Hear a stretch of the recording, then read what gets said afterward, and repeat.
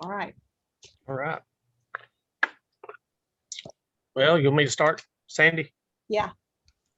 Well, thanks for being here, everybody. Hope you've had a good month since last time when we talked about Jill Ozier's book. So we, as I think I said then, we're swinging from one end of the spectrum way over to the other with Diane Seuss and her book, Frank Sonnets.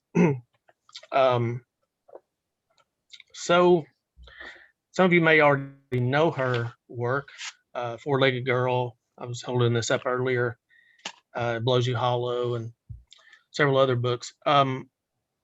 Well, so how do we want to start this? This is a big book, isn't it? I mean, I'm not necessarily thinking of sonnets as okay, this is going to take a long time to read. This takes a long time to read. But where do we really want to begin here? Anybody have any thoughts? I doubt most of you did as I did and wrote a page and little notes about every single point. None of which will do me any good. We're impressed. Would you like me to read what she says about this book in the article? Sure. Thanks, KB.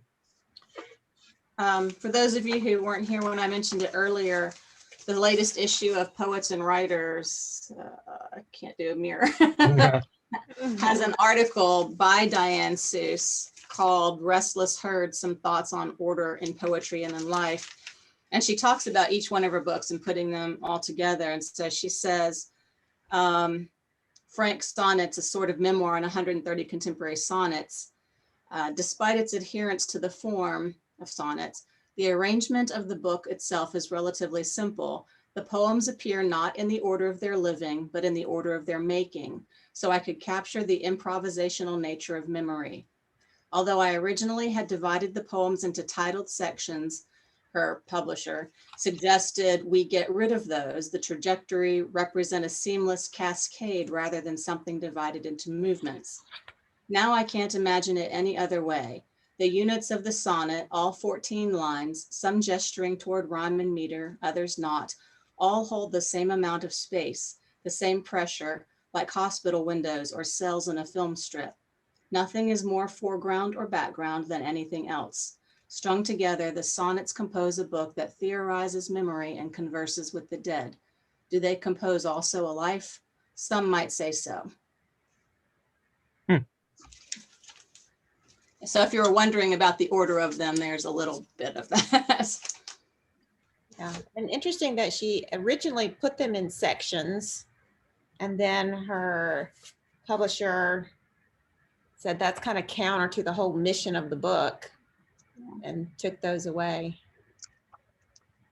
So now it really is a seamless, I don't know, flow. Well, it does have either a memoir kind of feel to it, or diaristic. Is that a word? In the sense that, I mean, it makes sense to me that they're in the order of composition, because there are times when they seem like one leads into the next one. And that KB, she uses that word improvisational in that passage you read, which seems to have a lot of implications for the whole text, right? Riffing, improvisation, music. There's a lot of that references throughout the book to those types of things.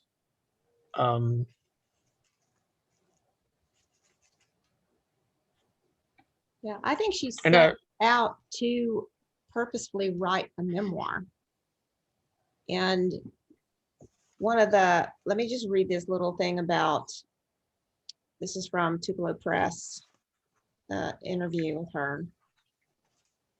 She was saying about like how did she start writing this, or what was her kind of impetus to begin this book? She says, I was at the tail end of the last romantic relationship in my life and staying at the far edge of the continent. All around me, beauty. But what is beauty? What had I been and what was I now? And now, and now. Can a poem be built like me, short and thick? Can a memoir be told in 14-line increments? How do I remember? How do I remember remembering?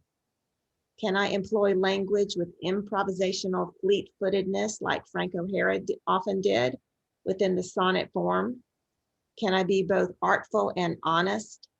Can I pin some lasting vestige of myself like a dead butterfly onto the page?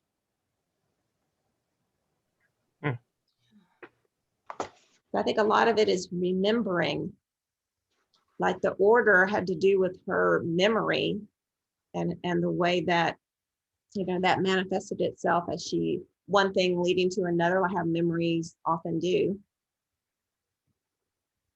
Yeah. It's interesting, even in that passage, she mentions beauty. And I'd written just on a little Post-it note, a bunch of little words, some things that would prompt me. And the very first word I wrote was beauty. Yeah. It's really, that's uncanny in a way. But I do think there are a lot of, as a subject matter, one of many subject matters in this book, beauty is one of those things that she's considering. And whatever the shape is, we think of a traditional sonnet. These are not traditional sonnets with rhyme and meter. I know there's a lot of kind of boundary pushing, I suppose, within the shape of sonnets these days. I think of people like Terence Hayes and his book of sonnets, and going back even, go back and read John Berryman's Sonnets to Chris. If y'all are familiar with this, and they're not exactly traditional either, but the sonnet form itself is a kind of beautiful, shapely, manageable, pressurized containment. But it breaks out of its form in some sense. So I don't know. Yes, that's fascinating. One of the thoughts I had, and this is maybe more about maybe what I see going on in contemporary poetry, and the ways in which people, I think about a fantastic book of poetry by John Gallagher, one of my favorite books, period, really, in a landscape, which itself is all, the poems don't have titles. They are just Roman numeral 1, Roman numeral 2, all the way through the book. And, how do I find my way? If there's something I loved from that book, where do I find it? Yeah, good luck. I guess I got to read the whole thing again just to find that one little passage. So I don't have the titles and the normal ways in which we could, hang our handle on something. But, and I feel that way about this book too. There are lots of wonderful passages and things that I try to hold on. This is why I started this. I wanted to hold on to a few things. But how would I find them again? So. Yeah. Well, don't let me do all the talking, because I will. Well, let me just say something about the form. And yeah, I agree what you just said about, like, if there was something that you wanted to go back and find, it would be nearly impossible unless you had marked it or had a little note or something like that. And so in some ways, the book was overwhelming, to read, but still satisfying.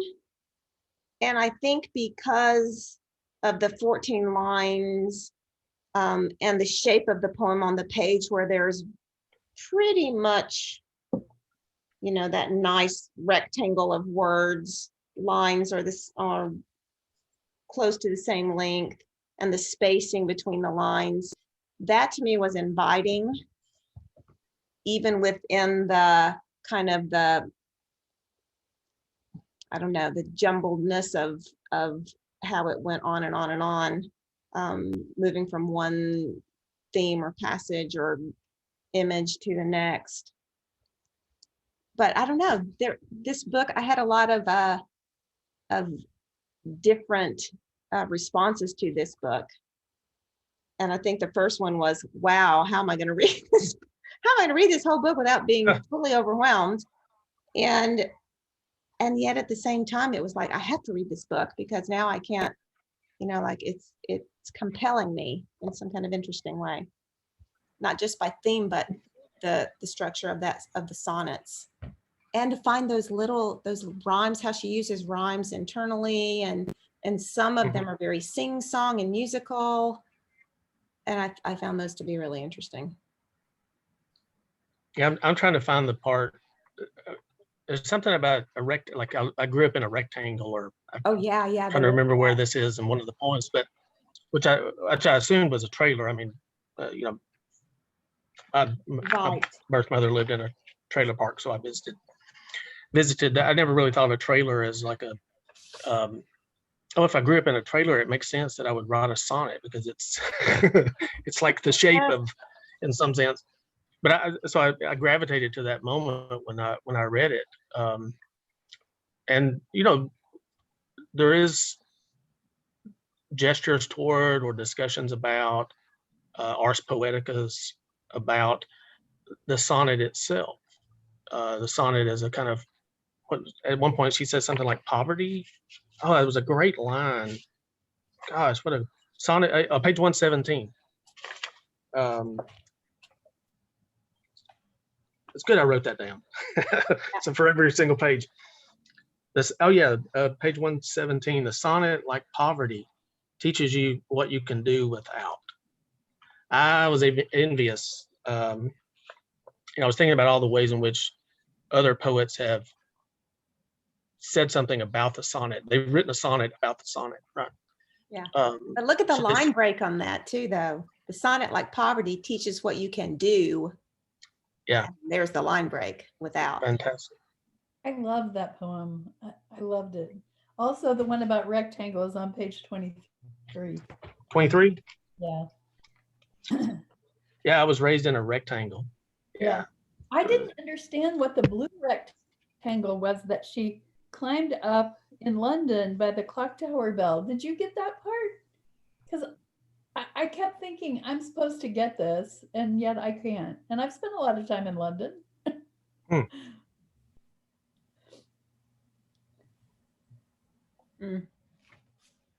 The fold out was a surprise. Wonder what the decision was behind that.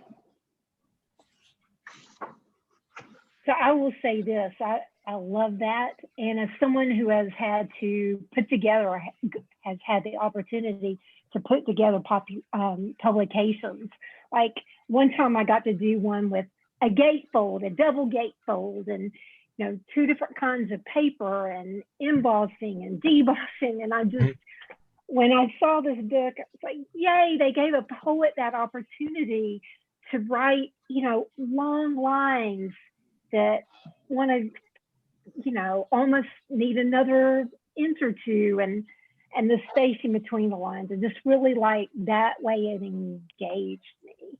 Yeah. And I'll also say, I think rectangle, she talks about graves. So I thought this book club was next week. So I started from the past the gatefold, this poem she wrote, using her son's language, but that shape, comes back in terms of, it made me think a lot of graves. And I suppose there's trailers too.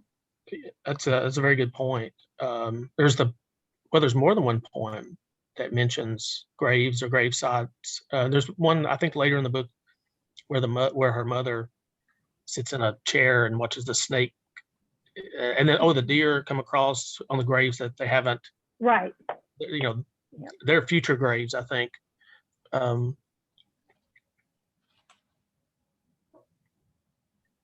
There's one where caskets are little ships. I can't remember the whole line. I thought I would remember it because it was striking. But caskets are like little ships doing something. Hmm.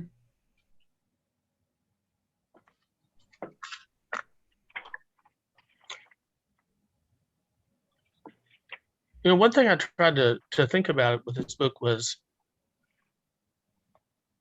okay, what are the, I mean, you read it as a collective. And yes, like Sandy said, that can be overwhelming.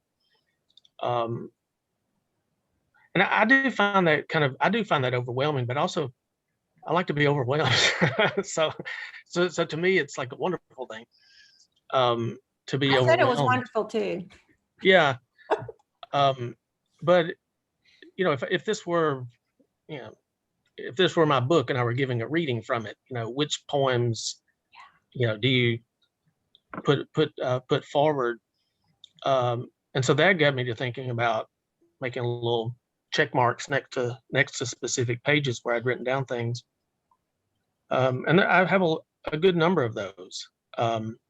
Obviously, I think the first poem in the book is a good one to begin with. And maybe it's a good one for us to start a little bit of a discussion. Because even here, Sandy, we talk about line breaks, I think, all the time with these books, but this one has, well, I'll read this, I guess, but I drove all the way to Cape Disappointment, but didn't have the energy to get out of the car. Rental, blue Ford Focus. I had to stop in a semi-public place to pee on the ground, just squatted there on the roadside. I don't know what's up with my bladder. I pee and then I have to pee and pee again. Instead of sightseeing, I climbed into the back seat of the car and took a nap. I'm a little like Frank O'Hara, and that's where the book has to begin. I mean, that moment there, I don't know, I haven't read anything about this, but I'm assuming at this moment, okay, this whole thing emerges from that. And then not only, I mean, he's comes back in the very last poem in the book, but has to be something incredibly generative in that moment, because it doesn't exactly go with the first part, I don't think. But, it's just a comparison. I'm a little like Frank O'Hara without the handsome nose and penis and the New York school and Larry Rivers. Paid for a day class at Cape Disappointment, thinking hard about that long drop from the lighthouse to the sea. Thought about going into the ocean. And that was the line break for me. I was like, that's interesting. So is this about, I mean, there is death and suicide and lots of other sickness, lots of things throughout the fullness of this book.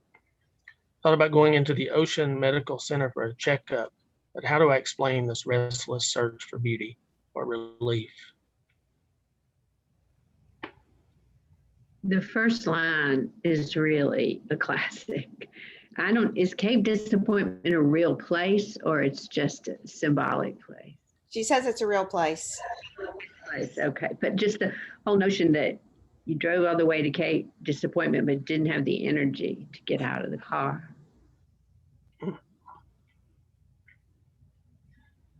And it's, the ending of that with that, yeah, I'm sorry, go ahead, Alice.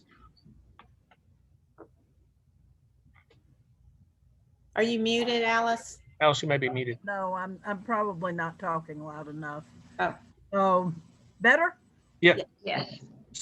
She said that a very good friend of hers named Frank, from when she was much younger, had gone to California. He was gay. He had a life of his own. He caught HIV, and she went out to nurse him, and help him die. She said that was a picture of him, and that really the sonnets in a way were for him. her father did die when she was very young, and her mother went off to school as I think an English major, and so she had poverty, but she also had literature, and then her time in New York sounded really rough, and her son wound up getting hooked on drugs, um, and she's back now where she was when she was growing up. Mm. Um, she did say, that a lot of it was was personal. She said a lot of times too, and I didn't go through and count all of this, but she said she'd been fascinated by um, Ginsberg's 17 syllable line. And I played around counting a little bit. Oh, I can't always make it come out exactly that way, but she does use that a lot. And yeah, the internal rhyme really works nicely. Yeah. Um, I loved it. That I guess I want to mention the final question of that opening poem about beauty and relief, right, and search. Um, I think there's a lot of that in this book. That's a perfect poem to open with, right? It has a lot of the conflict that we're going to see in other places. In fact, I think even the next poem talks about balance, and which is a kind of, how do I explain this restless search for beauty or relief? Um, this the balance between life and death, and so many other kind of opposites that you can find throughout the book.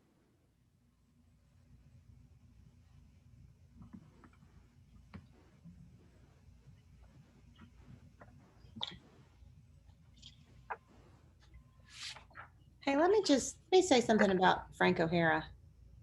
Okay.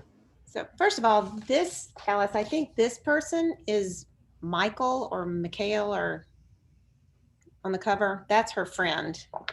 Yeah. That died of AIDS. In that same interview, she talks about Frank O'Hara coming into the book. And she said when she was writing the poem, she felt that it was strange. I'm just going to read this. It's strange to narrate in past tense something that had just happened. My thoughts were stalking closely my life. Then Frank O'Hara stepped in. That's it. Don't ask me why. There Frank was.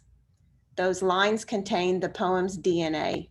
They introduce Frank, a certain time and place, a certain improvisational relationship to poetry, a kind of lineage, but also the masculinist and classic era I grew up in and my frankness about it, frankness itself. So she was just writing this poem. I think she said she actually wrote the poem, conceived the poem in that blue Ford Focus. And Frank O'Hara just kind of came in to her thinking, and then she used him as a muse kind of as she wrote the rest of the book. So he appears at the beginning, he appears again at the end.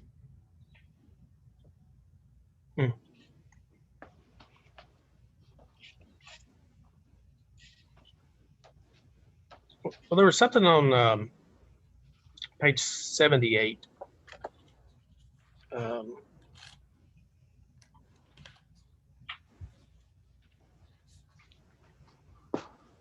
I won't read this whole poem, I guess, but although I love the ending of this one, and I love this question she has about 6 lines down. Maybe can it be death is a nunnery? Get thee to a nunnery, get thee to death. But anyway, 6 lines and sick already of this allegory. I mean, there's a self-consciousness, I think, sometimes in the poems about the sonnet form itself. But then this line, looking for a non-fussy definition of the sublime. And that was one of the lines that I wrote down because I thought it captured what was the poem itself, and by extension this book. There is sublimity, and I think the search for sublimity. But there's this non-fussy Frankness. A frankness, yeah, that is part of it. And then a little bit after that, she says, telling them something I can really sink my teeth into, all the while telling myself the story of myself. And that became a way for me to think about what the poem, because I have a book of sonnets, so and even I couldn't do the traditional rhyme, at least not always. Mine are more like blank verse, but I don't extend my lines out like these, and so I have a preconceived notion of what a sonnet is. But I'm beginning to see that a lot of other people's ideas of sonnets are a little bit looser. Even I think about Gerald Stern's American Sonnets, which came out many years ago now. I love that book. Did I really think they were sonnets? Well, he called them sonnets, so it's like, and it's Gerald Stern, and I love the book. Do I really care that it's not going to be published in Measure, literary magazine? No, not really. So at least that's one consideration I have as I came to this book. I was expecting, because it said sonnets, I was expecting the kind of sonnet that I'm expecting to see, which is like, okay. But then I just have to read the book for it as it is. And it may not adhere to the strict forms that I'm expecting. So what do I do with that, right? I think if we had 130 pages of exact metered poetry, I don't think we would have lasted the book. So I think by doing it the way she did, enabled her to work within this format of trying to keep some sort of order, like a sonnet is supposed to do anyway, something that's so emotionally powerful that you need some sort of form to keep it in check. And that's what a lot of people have told me the sonnet is really good for, is because it contains something that's so overpowering, usually love and death in a sonnet, things that are, overflowing.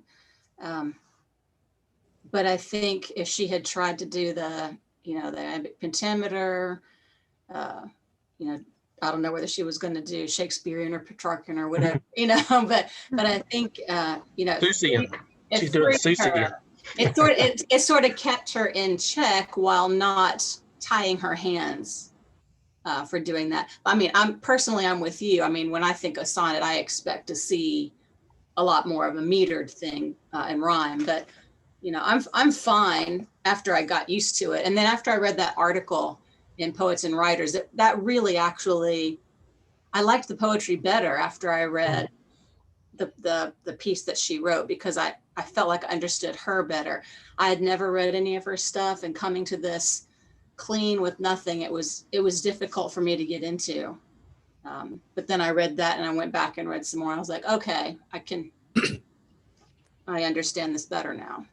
It's sort of part of the conversation about the book, like, are these sonnets? Well, they're 14 lines, but are they sonnets any other way? Well, are they poems? Are they poems? Are they prose poems? Are they flash nonfiction? Are they flash fiction? I mean, she defines it on the cover, and the title is sonnets, but it doesn't fit in a little packet. The book doesn't fit in a little poetry sonnet package. Yeah. And then when you look at the fold out, there's 14 lines going down, but then it goes, I mean, you wonder how many lines it would have been if it was stacked up instead of splayed out. Kind of, it's just interesting. I mean, it's. Well, I mean, ultimately what we're talking about is a kind of artifice, right? I mean, whatever the container is, I mean, I'll read a poem in the morning. Y'all know I write every day. I'll read a poem in the morning and it's 22 lines. Sometimes that's all I need. It's like, okay, I'm gonna write a poem that's 22 lines. It's absolutely arbitrary until the poem is there, and then it seems inevitable. So, you know, or I think about Philip Schultz, poet that many of you may know. What was one of his books, Living in the Past, is all numbered sections, kind of thin, more a kind of a memoir type book. And if that's the package that each poem is in, it's the shape. And so the shape becomes the shape of thought. And then all the pressures, I mean, really pressure, like to take all of this vastness and to collapse it down into these 14 lines, it does something to the mind. It gives you a way to manage or reach some kind of conclusion. And she does in many places in this book. I think, Jeff, I had a lot of those same thoughts that people have expressed. A sonnet to me is 14 lines and 10 syllables per line. I mean, generally that's what I think of. But there are a lot of things, that have been called sonnets. There's 14 lines with one word.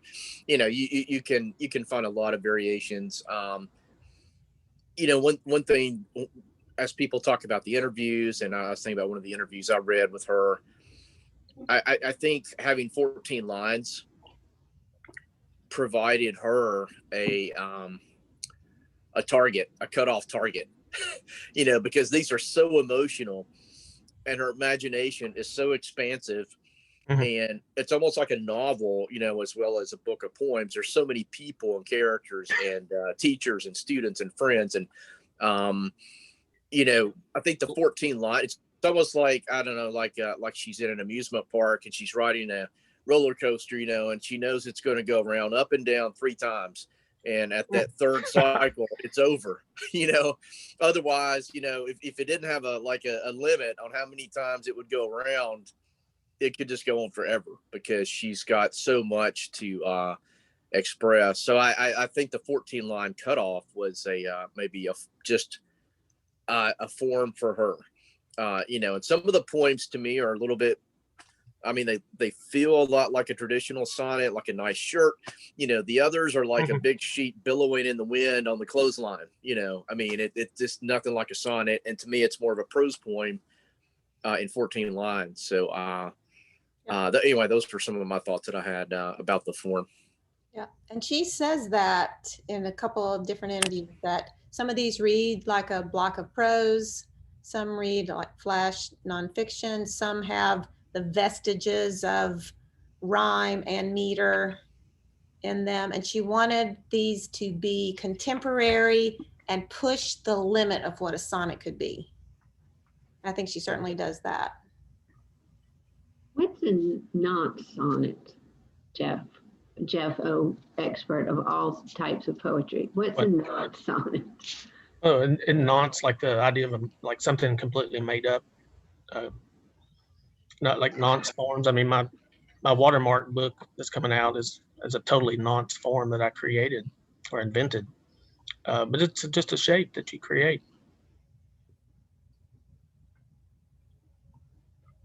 Mark, you probably have more to say about that than I do. Don't you think she gets a volta toward the end a lot of the times?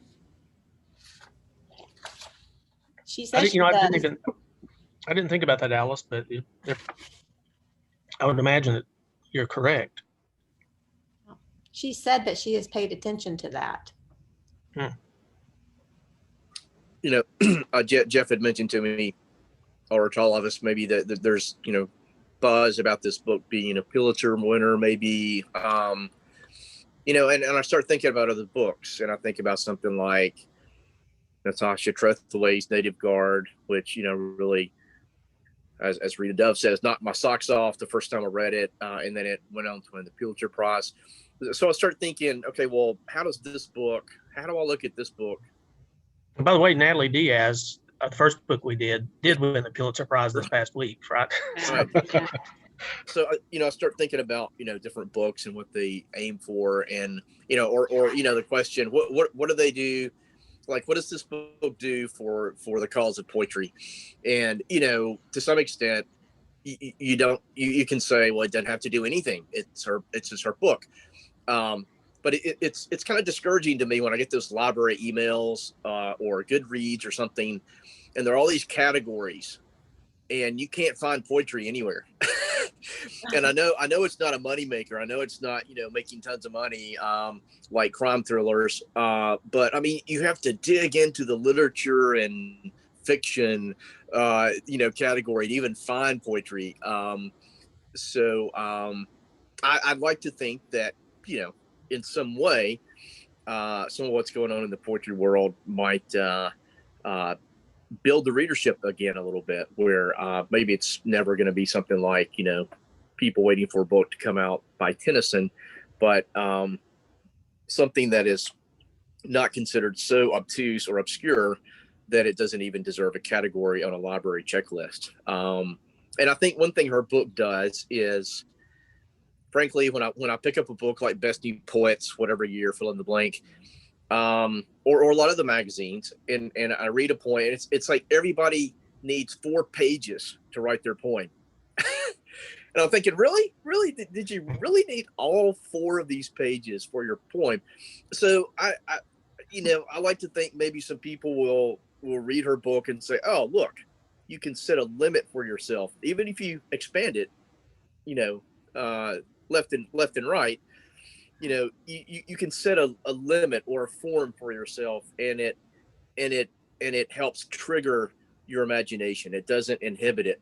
So that's one thing I think maybe she's contributing to a bit in the world at large, is the idea that you can pick a form, you can make it your own, and have a wild imagination like she does. You know, instead of just pouring out every single thought that comes in your head for 5 pages in 2 drafts and then sending it off, you know, and thinking that's, you know, that's the standard length of a poem. As you can tell, I have a little fondness for shorter poems.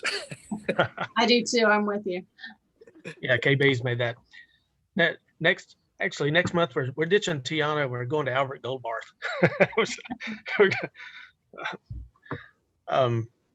You know, one thought I had as you were talking, Mark, was that you know, what I hadn't thought about that kind of question. Like, what is it that this book might bring to the world of poetry, or maybe give people permission to think about or do?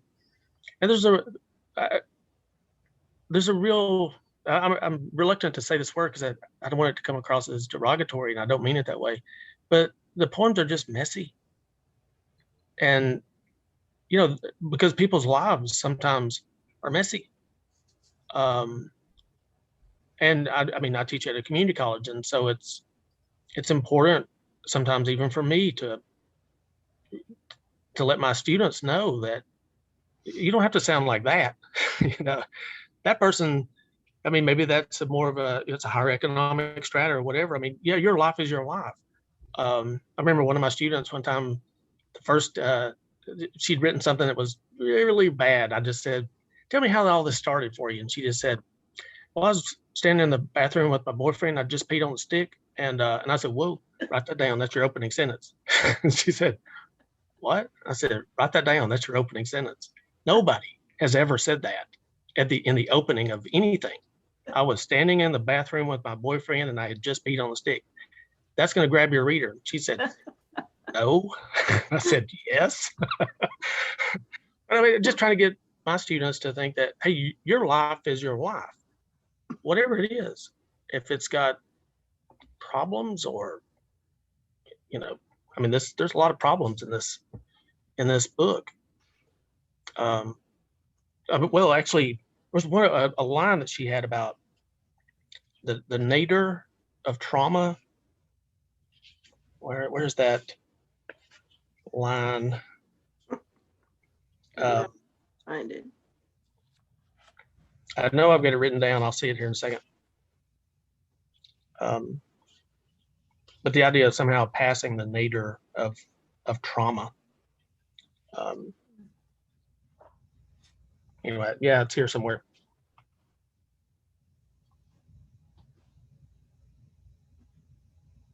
But and there are things in the book that maybe qualify for that. I was really struck by a line on page 53. I was passed like bread among strangers. And she talks about value and valueless. That's such a rich line. It's so devastating.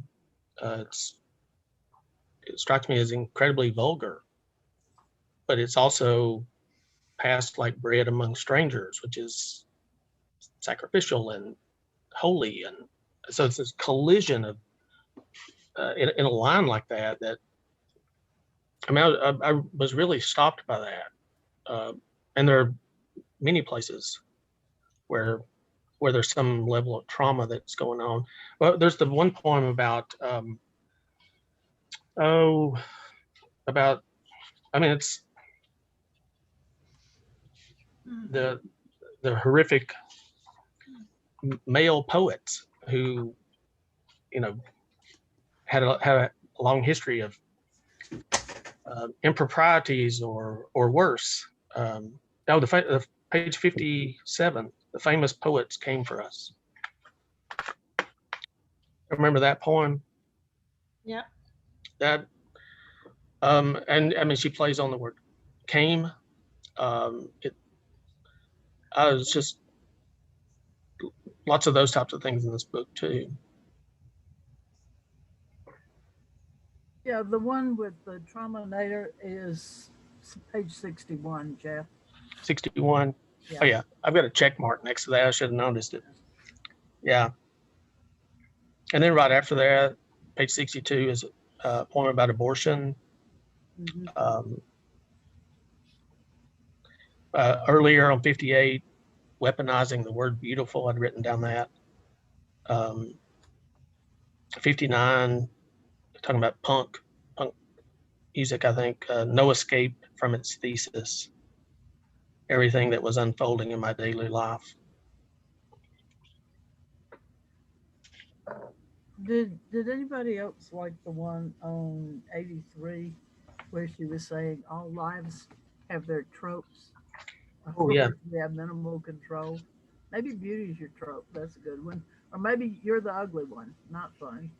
You feel the eyes and learn to live with them.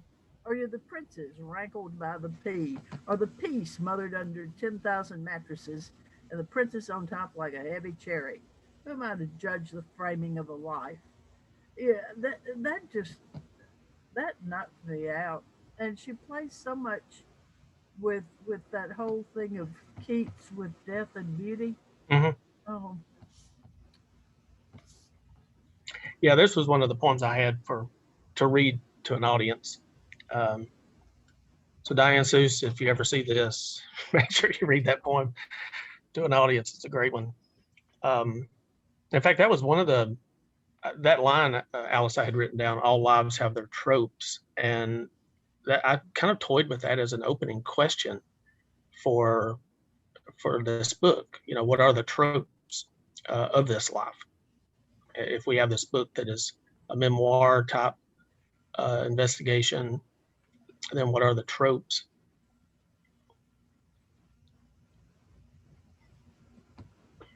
beauty's one, death's one.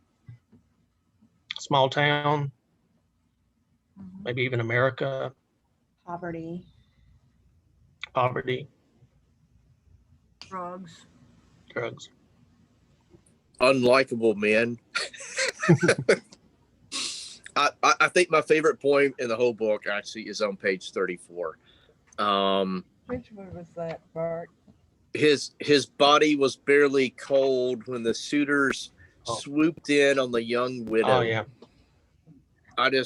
Every line of this poem is really powerful, and you know, all these men are quite recognizable, I have to admit.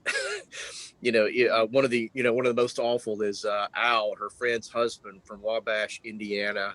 I think it's funny she, specified what town he's from, while his wife was strapped down getting shock treatment.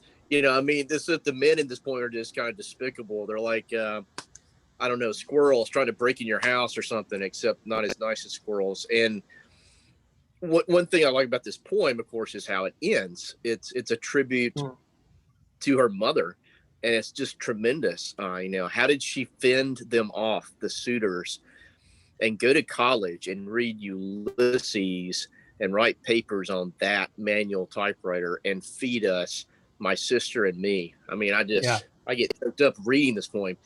It's like, I just think, in every book of good poems, there are some poems that just kind of soar above the others. And to me, this is one. It's, makes me think of all kinds of things, memoirs by Mary Carr, Robert Hayden's poem about his father fixing the fire in the morning, Odysseus, Penelope. I mean, I just think it's everything she's doing in this book. I think this poem just does it in an incredible way. So if I ever hear her read somewhere and she says, anybody have a request, my hand's going up. And see, I think, and I love this poem too. And I think in some ways, I feel like its shape actually does it disservice for me. And maybe it's just because I'm a lazy reader, but because it's in a box, it looks like a big paragraph to me. And so I don't tend to read prose as carefully as I read what I consider poetry. And even knowing this is poetry, because of its shape, my eye just kind of gets lazy. And I think the first time I read it, I didn't even realize that the young widow was her mother, even though at the very end, you get that, my sister and me, because I don't know. I feel like if it was formatted differently on the page and you saw some line breaks and some breathing room, I think it would just be like, you get it. But maybe that's the beauty of it in this format, is because it's almost throwaway, but it's still a shock at the end when you get to it, if you recognize what's happening. Are you guys saying that in your print version of the book, there are literal boxes and rectangles? Because I'm reading the electronic version. Yeah, this is that particular poem in my book. And okay, it's exactly. Yeah, I've lost all that formatting on my electronic version, so my reading experience is completely different from yours. In many of the poems, I could not tell that there were 14 lines. I mean, I knew that they were supposed to be sonnets, but the line breaks were so different because of the electronic formatting. I could not tell where the line breaks were supposed to be. And because there were no titles, when I would flip a page electronically, I thought I was still on the same poem when she had switched poems. Yeah. Yeah. Not good. Yeah. And there was an electronic note saying, about the formatting. I got no experience of the fold out page. All of that was lost.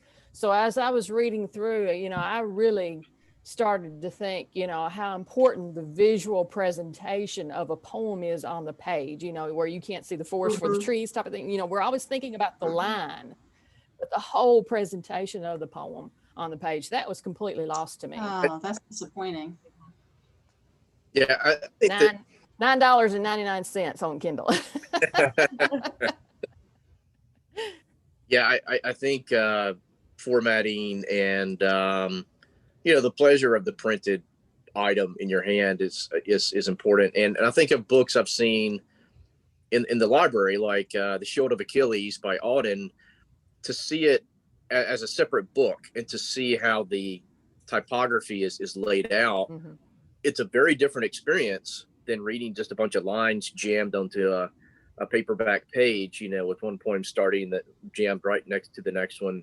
It's a very different experience. And this poem by Seuss, I think about a class I had with Hank Lazar at Tuscaloosa, and you know, he and I are always going to be rather different on how we write poetry, but he was a great teacher, and he had us read so many different things, and we read some poems by David Anton, kind of lumped in with the language poets.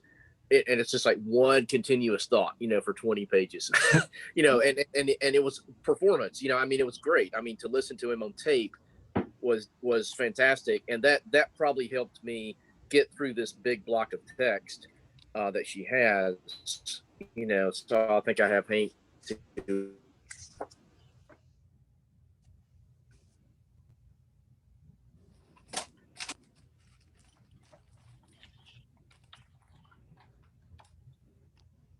Anybody else got a comment or question?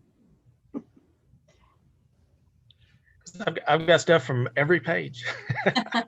I hope y'all are ready to sit here until 10 a.m. tomorrow. No. I wonder what you all thought about the significance. I kept noticing like milkweed pods and all kinds of pods.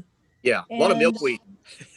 Yeah, and I wondered, I kept trying to figure out and theorize about why that kept coming up over and over again in light of her other concerns and themes and issues. And I didn't feel like, I felt like I was stretching, but I just wondered if you all noticed that and what you thought about it. I think she is highly immersed in Emily Dickinson's work. One of the things she says in this article in the Poets and Writers, I mean, she dedicates a whole page to the plants that Emily Dickinson had, laid out on a page. And she was kept coming back. Well, this was in the May-June issue. It's in the article. Okay, gotcha. In that article. Okay.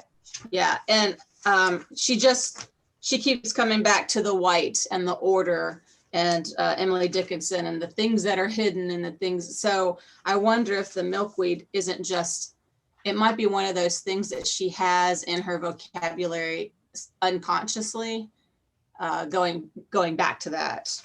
Just a thought. Yeah. Well, Dickinson is in the book. I wrote, she may be in more than one place. I know on page 85.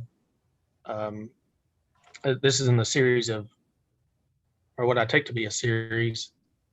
There may be in other places. I just began to notice that there were several dream poems, 84, 85, 86, and in that kind of range. But Dickinson is mentioned on page 85. Mm-hmm. And then I don't know about this, but earlier in the book, on page 18, there's a certain state of grace. Mm-hmm. There's a certain slant of light. Yeah, I can hear that little echo. I don't know if that's intentional or. I thought that too. That one, yeah. Yeah.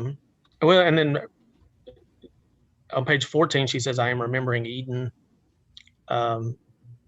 There's a little Dickinson echo there for me as well, but I mean, Dickinson, Tom Petty, Wild Bill Hickok. There are so many kind of wonderful references. Marianne Moore. She ends, I think, with Ginsberg.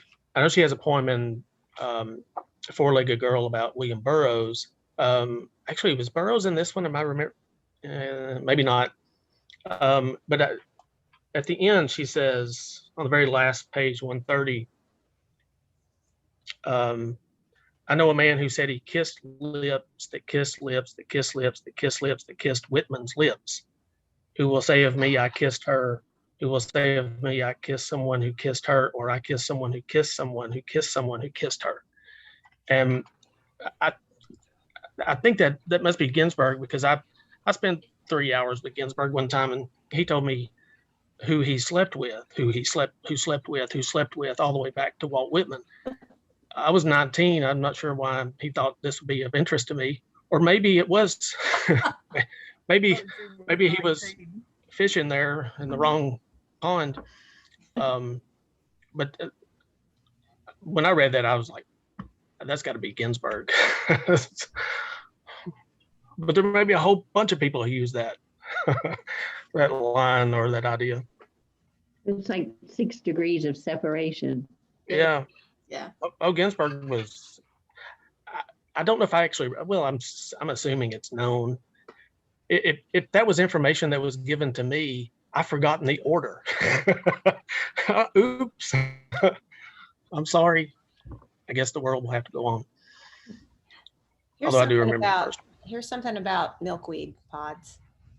So she grew up in Michigan, and apparently that was a plant that was common in that location.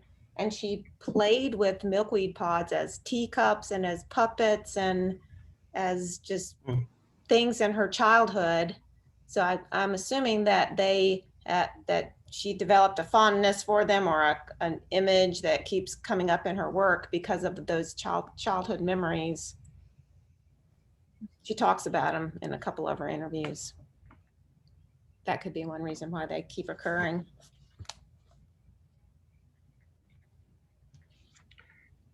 Oh, there was another one of those on 66, which is right before the fold out. OD'd on his Suboxone. I don't know these drugs, and not on purpose. You remember this poem?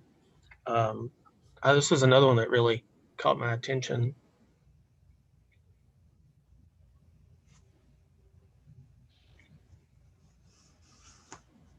But she takes something by accident that belonged to her son, I think.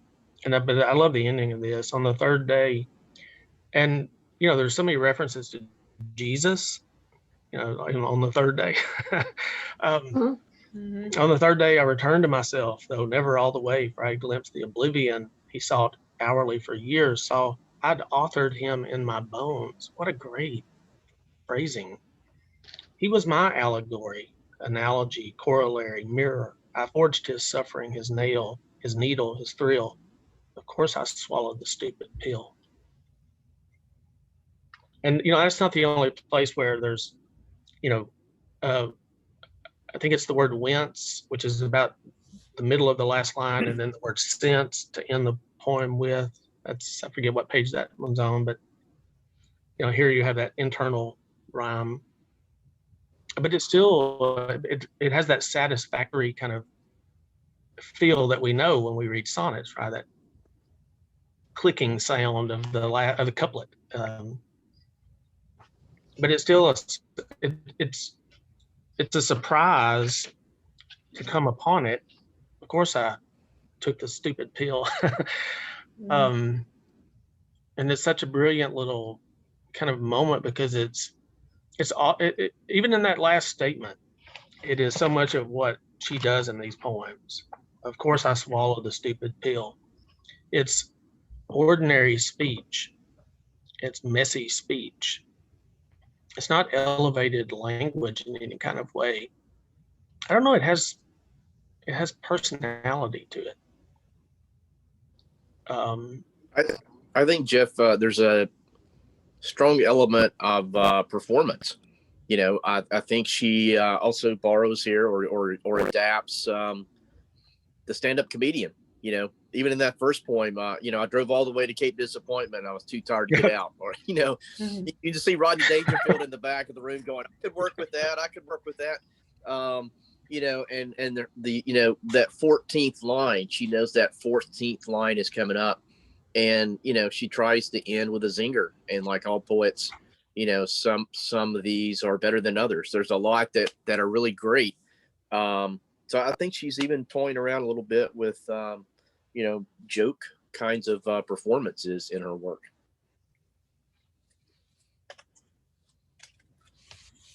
Yeah, that's interesting, Mark. I don't know that I thought too much about. Well, I guess there were moments of humor, but maybe they just didn't register for me as much because of other things in the book that I found myself more disturbed by, I guess. Maybe there needs to be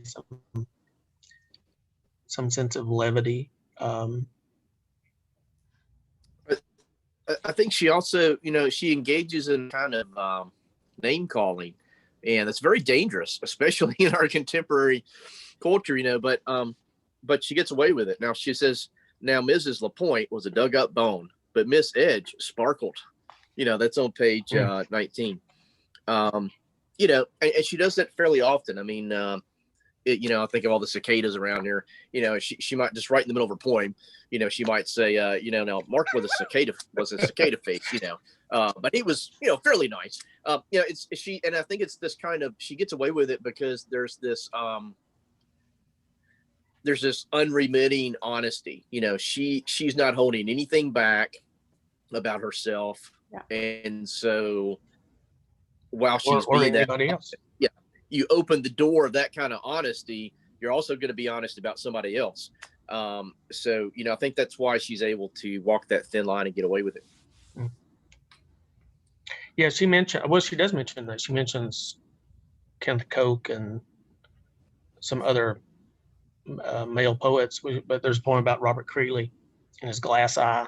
That's page 56. Yeah. Right. That's right before the famous poets came for us.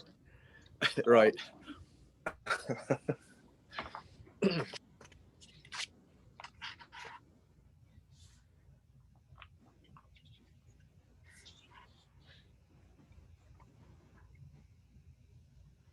Did anybody else have a favorite or a poem that you felt particularly drawn to?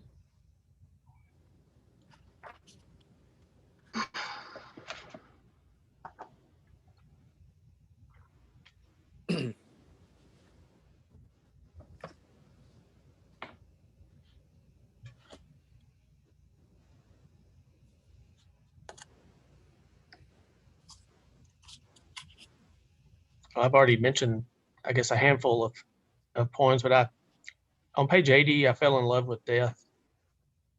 I think that's one of the stronger poems in the book too. How will I leave this life? Page 88. Like I left my job, drifting off without comment. And it's, kind of a catalog. I love the part where she says toward the end, will I leave like a grouse leaves, drumming the air with its wings, or like Freddie left the stage when Queen played Live Aid, glossed like a racehorse, top of his game, or like I leave parties, no valedictions, out the door like smoke from extinguished candelabras. Something that's interesting is a lot of us have chosen an even numbered page poem, which is typically the less strong poem in a book on a page. I wasn't aware of this. Is this a? Yeah, usually when you put a book together, because we read, it falls open to the right hand side. A lot of editors, publishers tend to put the stronger of the poem, on the right. No one's ever told me that. You got to go back and check all your books. Little publishing secret. Those first 6 The books. flip side of a record. Yeah. Yeah. I liked page 11. The best is when you respond only to the absolute present tense. And then on page 110, she goes back to the present tense. Page 110, present tense, to take a loveless path is to court a purple blue emptiness like a disco or a grotto. Swelling, I didn't know swelling cattails explode. She mentions that a couple of times.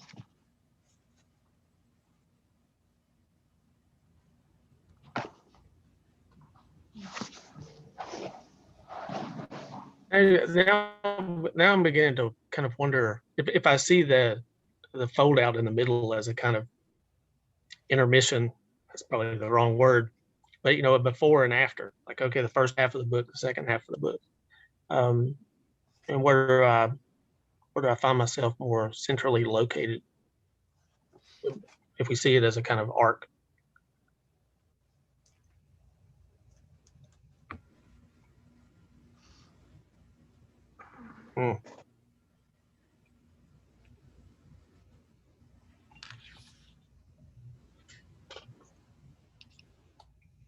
I love the on page 90.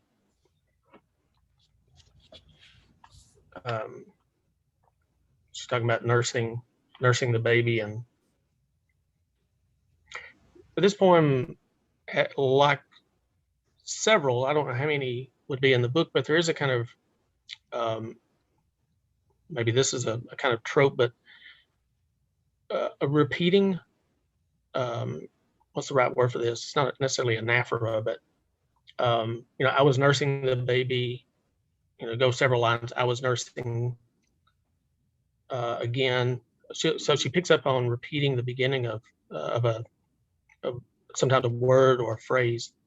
Several of the poems do that. Mhm. But in this one, the challenger explodes. And I didn't know this. I don't know if this is true.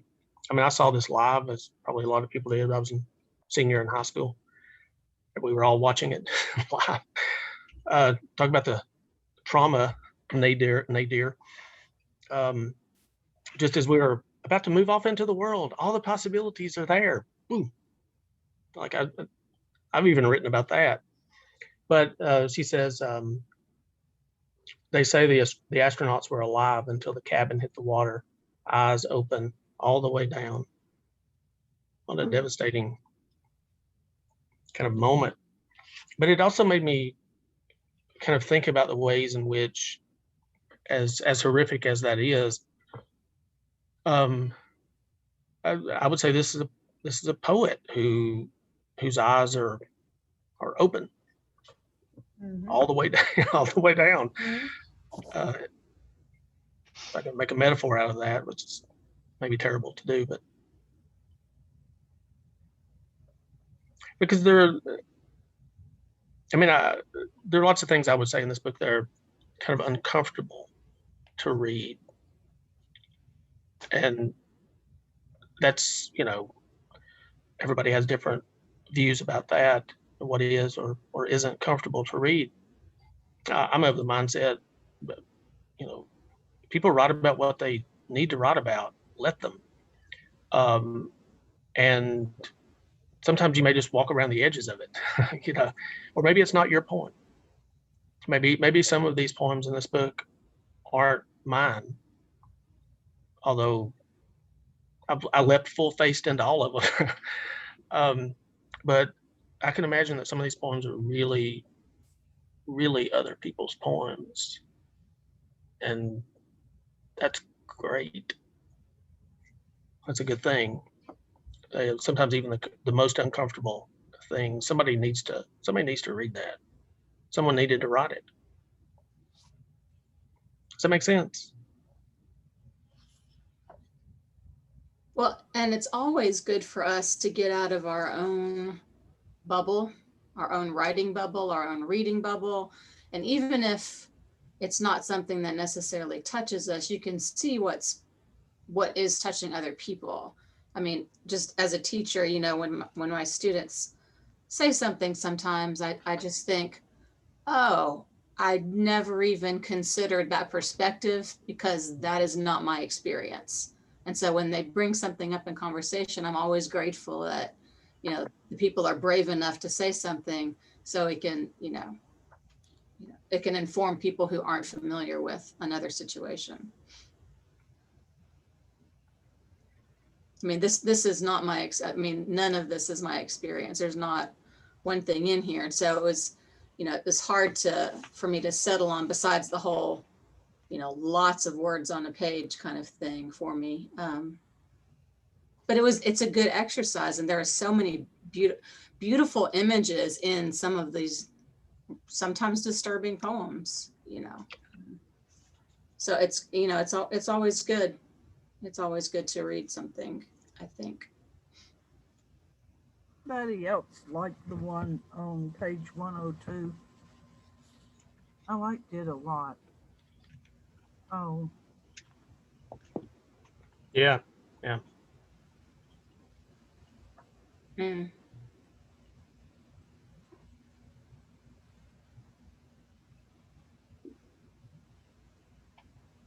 Yeah, this is yet another one where Dubliners comes up. James Yeah. Joyce makes frequent visitations in these poems. Which totally makes sense with her writing style. I mean, it does. It's kind of the same, she's following that pattern, I think.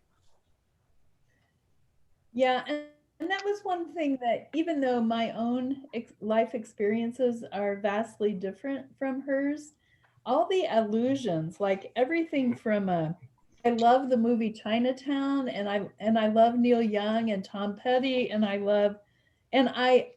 published an article on Joyce and Dubliners, and so there were so many things that I was like, wow, our lives are so different, and we have this whole shared experience, Yeah, that just kept Chekhov. coming back to me. Moby Dick. Yeah. Yeah. Joni Mitchell. Joni Mitchell. For that. Yeah. But I yeah. was going to say, I like the poem on page 91.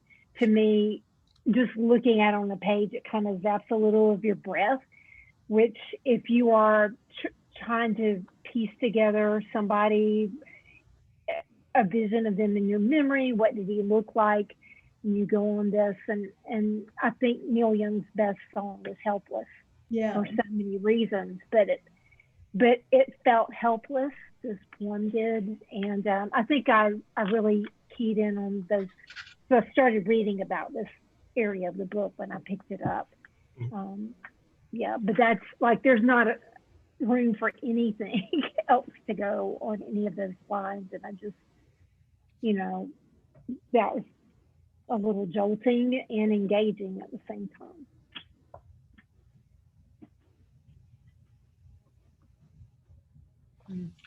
Where's the I'm looking, I've got a screenshot of it because I posted it on Facebook and Instagram today, but I can't find the poem. There's something to be said for having one plate, one spoon, a fork, a dull knife. Yeah. I'm completely overlooking what page this is on.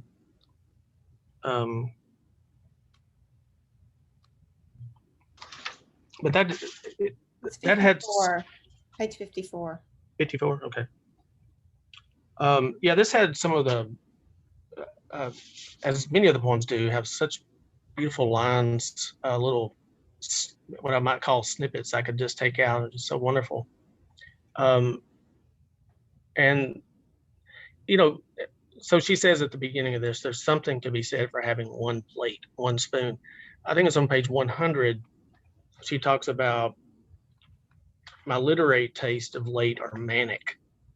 Hopkins, the complete Grimms, just now the shoes that were danced to pieces, Chekhov notebooks, and on TV. So, there's a sort of manic kind of swooping in of, Tom Petty, Ulysses, Dickinson, Raymond Carver's short story Aaron, which, he died when I was in college. I remember reading that story after his death. And, I think it was one of the first stories I cried after I read it, just because I thought it was so perfect, such a perfect short story.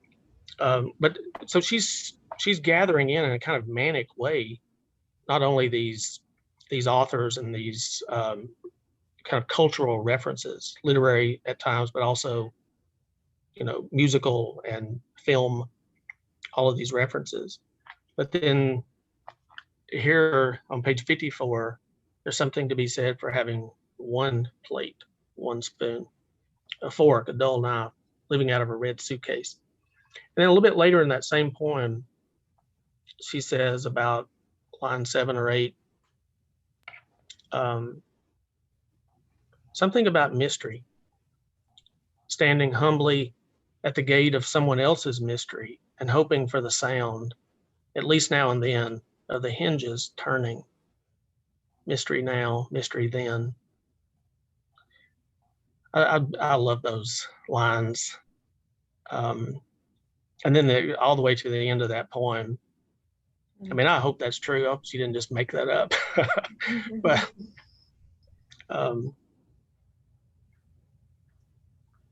what a great poem. Did the first part of that echo for anyone else? Oh, Elizabeth Bishop, you know her poem about Robinson Crusoe. There was one of everything. I hadn't thought of that. She references Bishop several times. I couldn't tell you where all of them are, but that happened for me with the one plate, one spoon.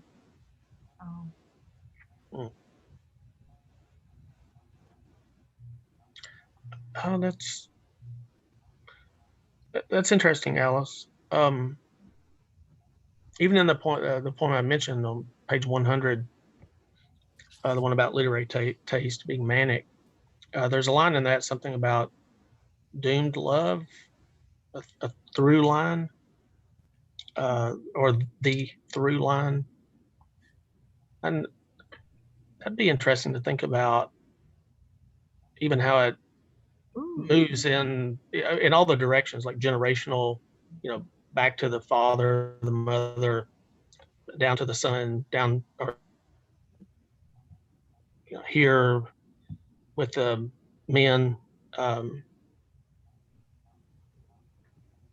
that just the sense of love being doomed as a kind of through line, as a theme, and then maybe even within the authors and movies, and I don't know if all that would bear fruit or not. That's interesting.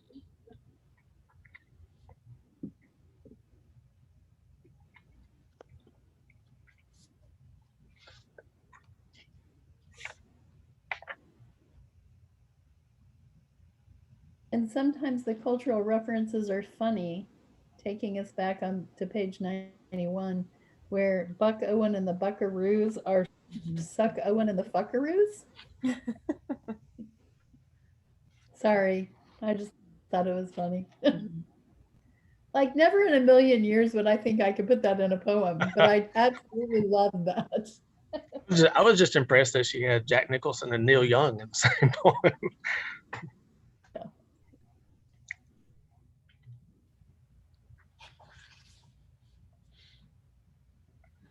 And just a few pages back from that one, Annette, on the 87 poem, where she, if I'm reading this correctly, she's speaking to Goldenrod. Am I reading that correctly? Looks like it. Where is that one? 87.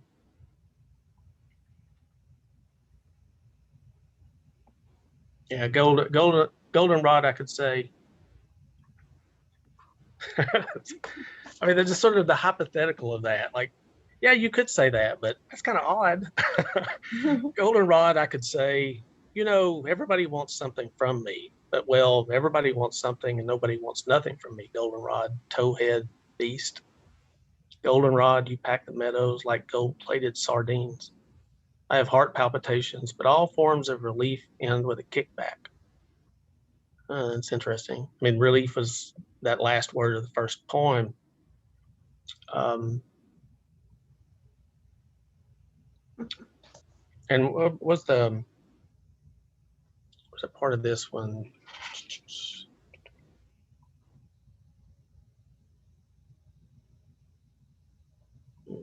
Yeah, the last three lines. Dumbbell that I sought a product called God through the whole village, or though the whole village was opulent with gilded heathens. Goldenrod is your dying hard.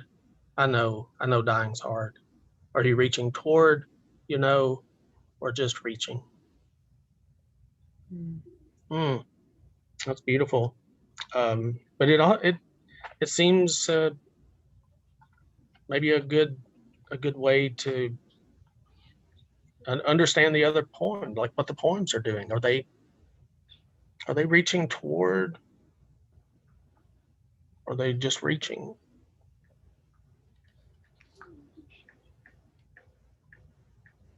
And what's the difference? Yeah, there is a difference. There'd have to be a difference.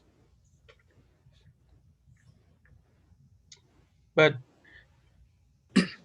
yeah, as I mentioned, yeah, go ahead, Mark. I'm sorry. Yeah. To that point, I was just looking back at a couple of the early poems.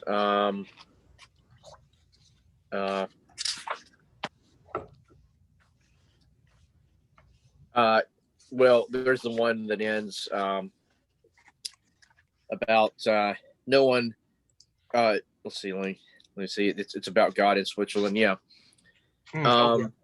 Yeah, page 18. Its embrace is neutral, like God or Switzerland since 1815.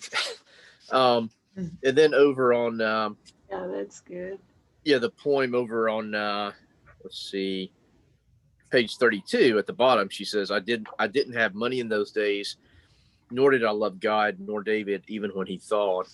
But on the next page, she does experience that kind of human moment where you realize you've been delivered from something. And so, the possible belief seems to come back in about 5 lines from the bottom of page 33, because she's picked up by these 2 men in a truck, and suddenly a turkey vulture crashes to the windshield into my lap. Jesus was looking out for me that day. So it made me laugh out loud, but it was there's more than one layer to it, I think. That kind of you can think you don't believe in anything, and then maybe you have a moment of deliverance that you wonder, was that sheer coincidence, or was something looking out for me, someone? Yeah, that's and that maybe it seems so serious, that moment in that poem, but it's also maybe it's humorous. I mean, it seems so preposterous that a turkey vulture flies through the window, Right. crashes through the window, and then the next part, celebrated not being murdered at a bar that rose out of the fog like an iceberg. Yeah. Wait a minute.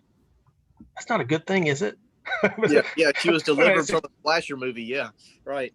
Yeah, it's like, or it makes me think of the Titanic.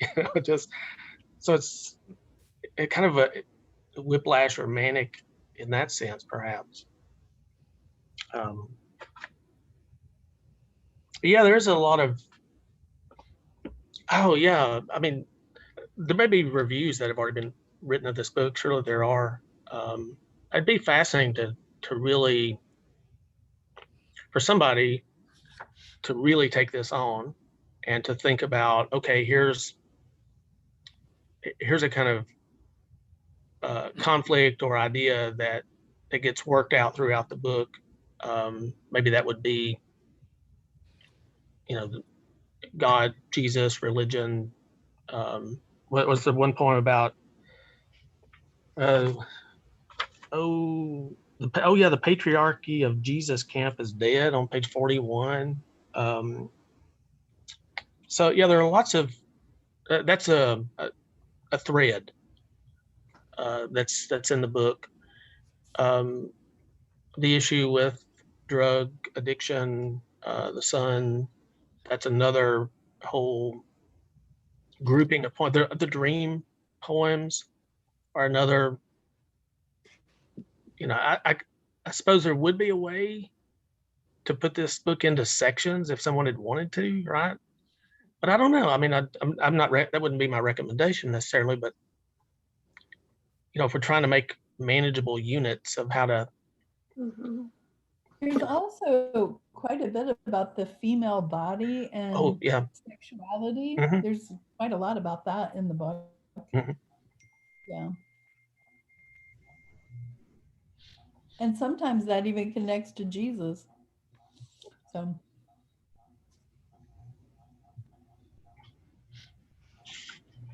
the Jesus is the daddy man, the daddiest man Yes, of ma'am. them all. That that one got me. That was powerful. Is that one earlier in the book? It's 30, I think it's 31 or 32. It was right where Mark was talking 30, about 31. Yeah. I see my note. the daddy man one. That that one got me.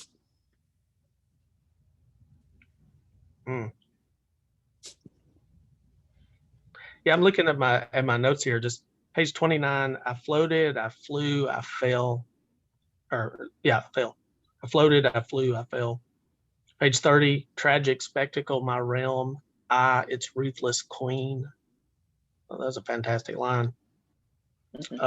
But also, it seemed to speak to the book in a way, right? Like the tragic is part of this book, and that's the realm of at least one realm in the book. But this voice, kind of ruthless, maybe cold at times. I don't know the right words, but ruthless, and then whatever the implications of queen are. And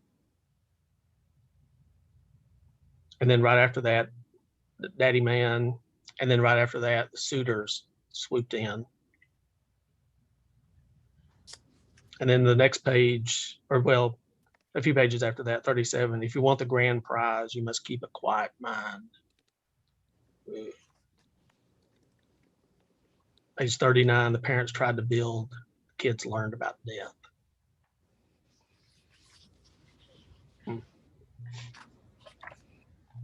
Okay, let's finish up.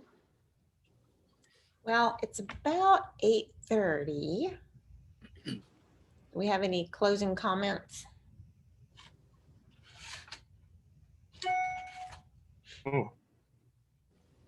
Page 108, death and the sublime bash against each other. That seems a commentary on the book.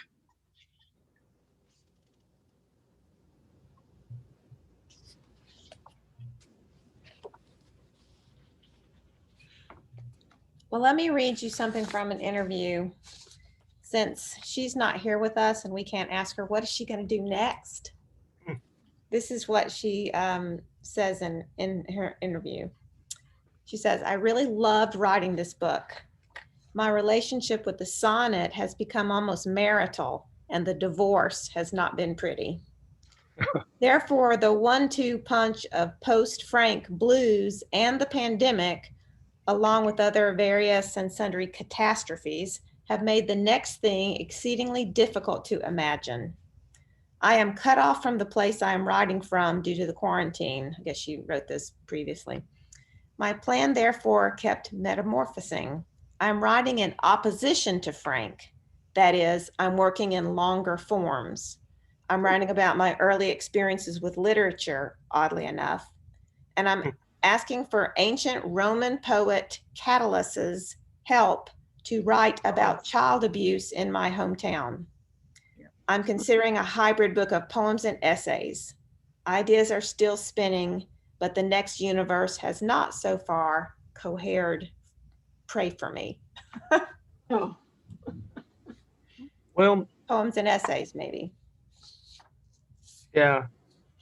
On page 127, one of my kind of maybe a great line that fits with that is there are some hard things coming up.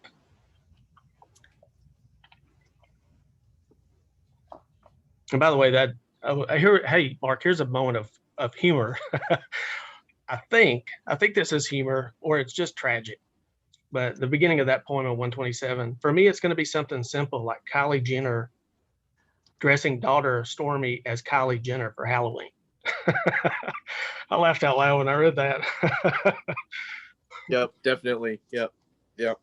And then I cried. Right. Like, this is where we are. Right. There aren't any hard things coming up. They're already here. Yeah. Yeah. All right. So next month, I don't have the book with me. Jeff, do you have the book? Yeah. Where's my book? It's Tiana Clark's, right? Yeah. Yeah. It may be downstairs. Okay. Um, And now I can't, the title Yeah. of it has, well, I'll show you her chapbook. This is not the one we're doing, but yeah. What's the name of the book? I can't talk about the trees without the blood. Yeah, I can't talk about the trees without the blood. Yeah, Tiana's one of my poetry babies, so She'll hopefully be able to come. yeah, Join I'll us. text her and ask her. Yeah, be great. And I'm teaching in July, but I'll have to work something out. I'll have a night class, but it starts at 6, so I'll figure something out. That'll be the third Tuesday. I don't have my phone with me either to check the date. Third Tuesday does anybody can tell us the date?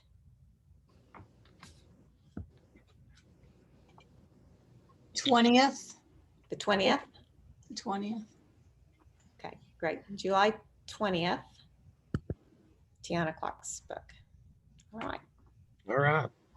Thank you Well, guys thanks, for everybody. being here. We enjoyed it. You and Jeff have done such a wonderful job of picking these books. Thank you. Yeah, we have a Pulitzer Prize winning book. Yeah. Well, We'll see what happens with the rest of them. at the time, I kept saying that Natalie Diaz was going to win the National Book Awards. She was in the short list. Yeah. But I guess I should have said, well, okay, next up, Pulitzer. Right. Yeah. I'm glad. I'm so glad because that book was great. Yeah, that really was. All right. So we'll see you guys in July. Everybody take care. You All right. too. Up until then. Bye-bye. Thanks, everybody.